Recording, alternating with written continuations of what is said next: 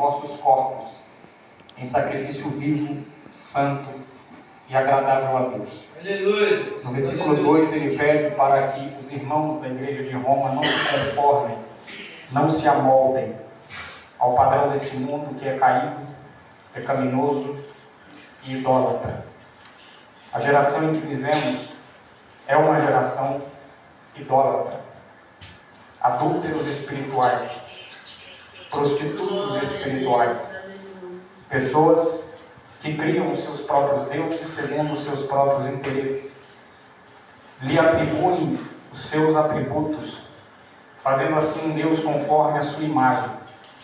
Enquanto a Bíblia diz que nós somos formação segundo a imagem e semelhança de Deus, Aleluia. essas pessoas idólatras criam deuses segundo a sua própria imagem.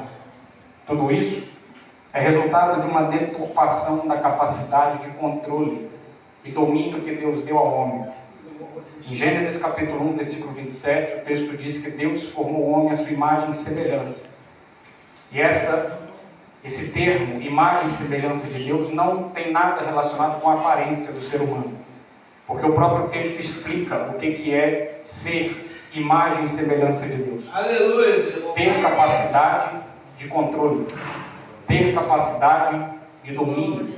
Só que por causa do pecado, essa capacidade de domínio foi deturpada, danificada, contaminada. E para que o homem mantenha o controle de alguma situação, ele começa a ultrapassar limites, ele começa a exagerar, ele começa a não medir escrúpulos para manter um controle, talvez até daquilo que Deus não o deu para dominar. E assim, deuses são criados, vícios, pornografia, tecnologia, dinheiro, resultado do autoendeusamento, sede por controle, sede por domínio desenfreado. Esse autoendeusamento é resultado da obsessão por controle sobre tudo e todos. Glória a Deus. Aleluia, Deus, Jesus. segundo os meus interesses, pois eu tenho controle deles. Os deuses que eu crio cabem na minha mão. Os deuses que eu crio, eu tenho domínio, tenho controle sobre eles. Porque eu os sustento, eu os financio, eu negocio a minha paz com Deus, negocio a minha comunhão com Deus, negocio a minha pureza do meu corpo, invisto tempo, Glória a Deus. dinheiro e vitalidade para manter esses deuses que eu mesmo criei pela minha própria mão, movido pela minha própria capacidade intelectual. As pessoas vão investindo tudo isso, negociando tudo, toda a sua relação, o seu relacionamento com Deus, a troco apenas de domínio, controle exagerado. Porém, no meio desses idólatras, no meio desses que se prostram, ainda há aqueles que não negociam sua relação, sua comunhão com Deus, apesar de serem tentados. Ainda há os remanescentes que vão até as últimas consequências para enfrentar, para defender aquilo em que acredita. Aqueles que não se intimidam diante das ameaças, como nós vamos ver nesse capítulo 13. Aqueles que se submetem e oferecem o seu corpo a Deus como uma oferta. Eu já disse aqui em Romanos capítulo 12, mas em 2 Timóteo capítulo 4, Paulo também disse que o seu corpo estava sendo oferecido como sacrifício de libação. Ele não se intimida com isso, porque para ele isso é honra. Para ele isso é o motivo do qual Paulo se gloria. Eu me glorio nas minhas fraquezas, me glorio nas tribulações, porque se Cristo entregou seu corpo em sacrifício vivo e santo e agradável a Deus, por que eu não posso oferecer o meu corpo a Ele? Aleluia. As pessoas remanescentes são aqueles que estão na contramão do mundo. Enquanto muitos idólatras se prostram e criam seus próprios ídolos, nós que estamos na contramão pregamos e entoamos que somos criação dele e ele tem o controle de tudo e todos. Aqui no livro de Daniel, o capítulo 1 inicia a partir aproximadamente do ano 605, da primeira invasão de Nabucodonosor a Jerusalém. mais de 100 anos antes, o Reino do Norte, capital Samaria, cai diante da Síria. Depois da Síria, surge um novo império, uma nova superpotência mundial, Babilônia, que conquista a Síria, subjuga a Síria sobre seu domínio e também o Egito. Babilônia investe contra Judá em 3 levas de cativos, 605, 597 e 586 aproximadamente antes de Cristo. Tudo isso, esse cativeiro, que Deus permite que Judá sofra como a Síria sofreu há mais de 100 anos antes, é resultado de idolatria. Jeremias capítulo 7, versículo 18, o profeta diz: os filhos apanham lenha, os pais acendem fogo, e as mulheres amassam farinha para fazer bolo à deusa chamada Rainha dos Céus, e oferecem libações a outros deuses para me provocarem a ira, investimento de tempo e vitalidade. Eu apanho lenha, eu estou cansando meu corpo para catar lenha, para oferecer bolo a um Deus pagão. Eu invisto meu dinheiro para oferecer bolo a um Deus pagão. Jeremias, no capítulo 3, a partir do versículo 1, Jeremias compara Judá a uma prostituta. Ele diz: se um homem despedir sua mulher e ela se ausentar dele, se ajuntar a outro homem, porventura tornará ela mais? Não se poluiria de todo aquela terra? Ora, tu te maculaste com muitos amantes, mas ainda assim torna para mim, diz o Senhor. Levantar os olhos aos altos e ver, onde não te prostituíste? Perceba a pergunta de Deus: onde não te prostituíste? Deus não pergunta onde você prostituiu. O que Deus está dizendo aqui é: as áreas em que você prostituiu são maiores daquelas que você deixou de prostituir. Você prostituiu de 10 áreas, você se prostituiu em 9, 8. A proporção de prostituição é maior do que aquelas em que Judá, melhor dizendo, havia mantido pureza. Mas o texto continua: nos caminhos te assentavas para eles como árabe no deserto. Assim manchaste a terra com as tuas devassidões e com a tua malícia. Pelo que foram retiradas as chuvas, não houve chuva tardia, mas tu tens na testa de uma prostituta e não queres ter vergonha. Eles são prostitutos espirituais, adúlteros espirituais, estão se divorciando de Deus, mas ainda assim não tem vergonha na cara. Israel sempre teve um problema com idolatria desde a saída do Egito. Bezerro de ouro. O texto de 2 Reis capítulo 18, Ezequias, quando ele promove uma reforma no templo, ele tem que tirar e quebrar a estátua de uma serpente de bronze que Moisés fez no deserto, porque o texto diz que ele estava adorando essa estátua.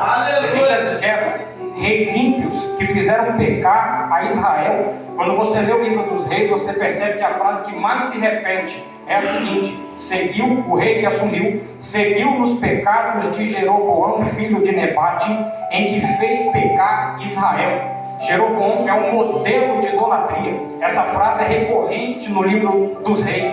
Jeroboão é um modelo de alguém que fez Israel pecar, cair na idolatria, no adultério espiritual, na prostituição cultural. Jeroboão estabeleceu a idolatria do Reino do Norte, criando 2 bezerros.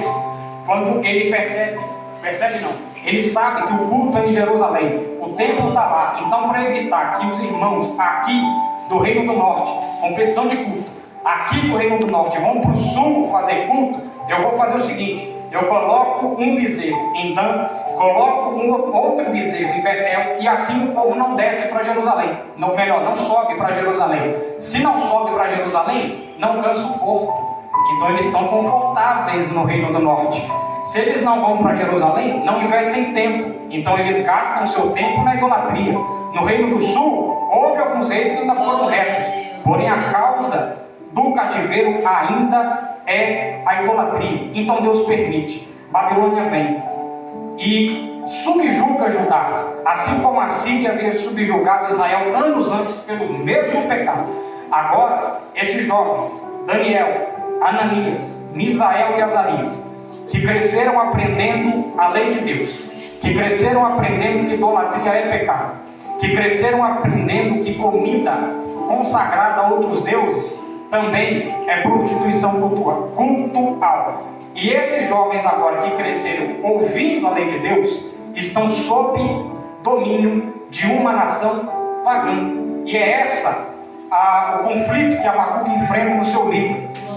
Quando Babilônia está cercando Judá, está cercando Jerusalém, Abacuque, no seu conflito com Deus, ele fica impaciente com a paciência de Deus. Ele não entende por que Deus usaria uma nação ímpia, pagã, para punir Judá. Deus mostra que a sua soberania está acima de nossa compreensão humana. Deus mostra para Abacuque e o faz entender que a soberania dele não é páreo, não equivale à nossa intelectualidade e ele se submete. Abacuque começa questionando no capítulo 1 e termina adorando no capítulo 3. A oração, ela pode não mudar a situação. Babilônia ainda veio e subjugou Judá. A oração de Abacuque não mudou a situação, mas a oração de Abacuque mudou a postura dele em relação à soberania de Deus. Até porque a oração pode não mudar as circunstâncias à minha volta, mas se tem uma coisa que a oração faz, ela muda a postura diante do nosso Deus.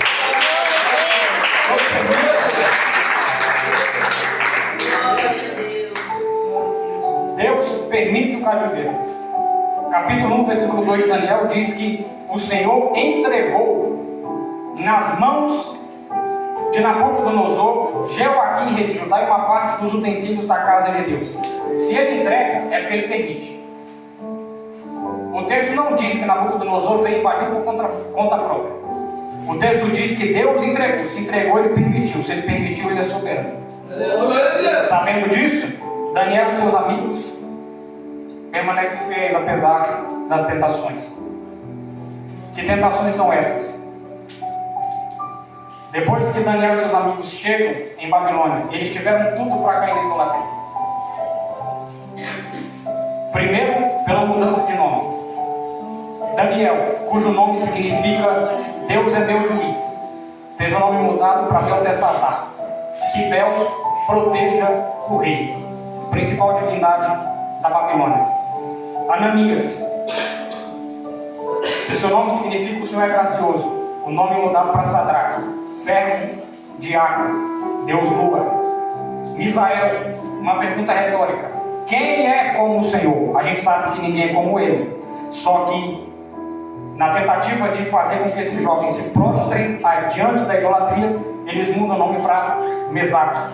Quem é como a mudaram. Quem é como Deus? A gente sabe que ninguém é. Eles mudam o nome, fazendo uma pergunta retórica para glorificar o Deus Lua.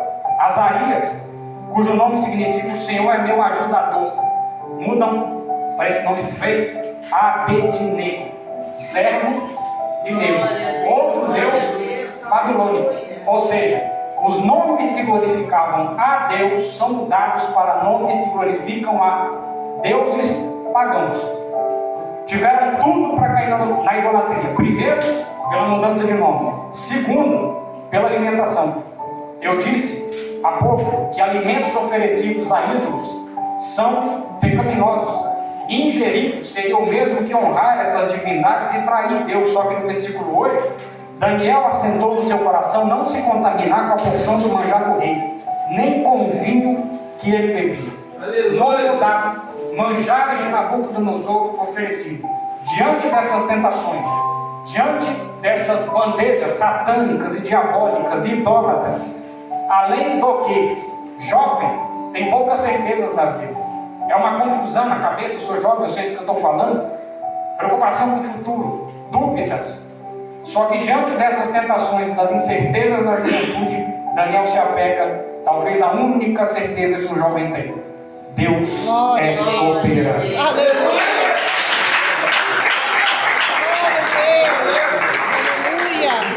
Essa é a principal lição desse livro. Glória a Deus. A soberania de Deus. Primeiro, sobre o cativeiro, foi ele que entregou.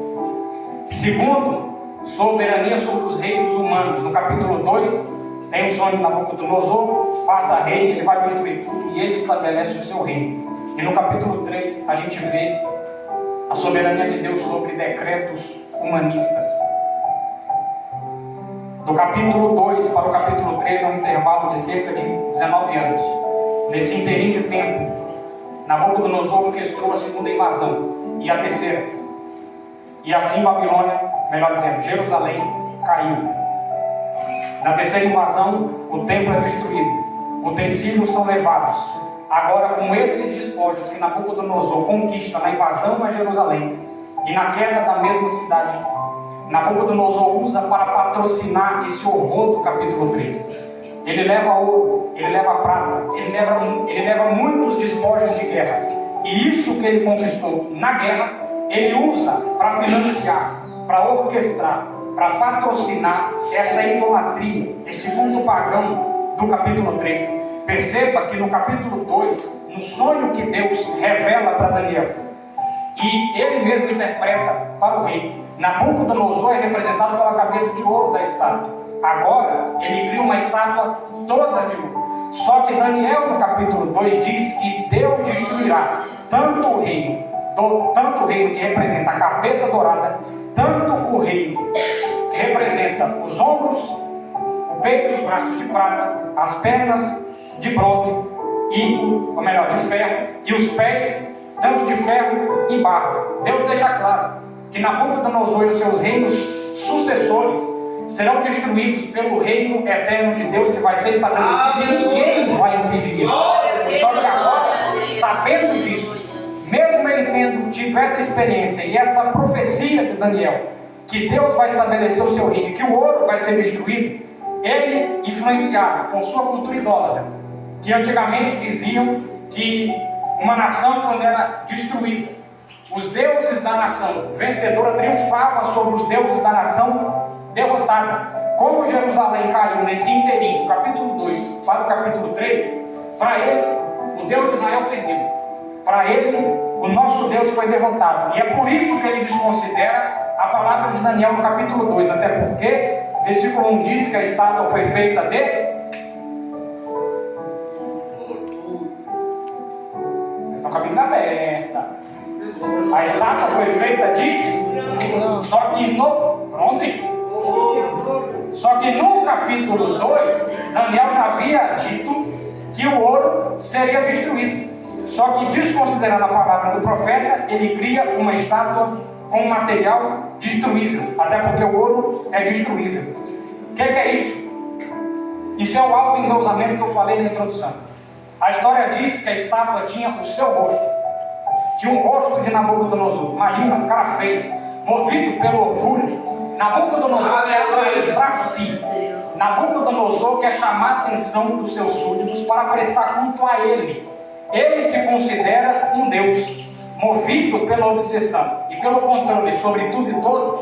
Nabucodonosor quer maximizar a sua imagem diante das pessoas, porque, obviamente, eu não sei o tamanho dele, ele era ser humano comum, talvez era do tamanho do Silmone, não sei, só que ele quer maximizar a sua imagem. Ele cria uma estátua maior do que ele. O texto diz que é 60 côvados, aproximadamente 27 metros, e 6 côvados de largura. Ele está aumentando a sua imagem diante das pessoas para que estes o temam.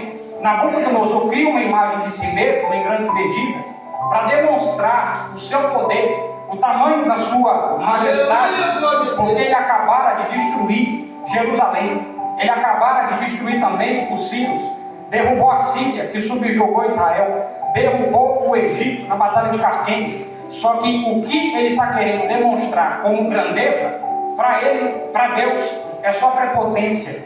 Ele se sente melhor do que os outros, se considera dominador sobre a vida dos outros. Ele financia a construção da estátua com os recursos adquiridos. O material que ele usa pode ser destruído. Apesar disso, ele não se importa, porque o que importa para ele é só a supervalorização da sua imagem.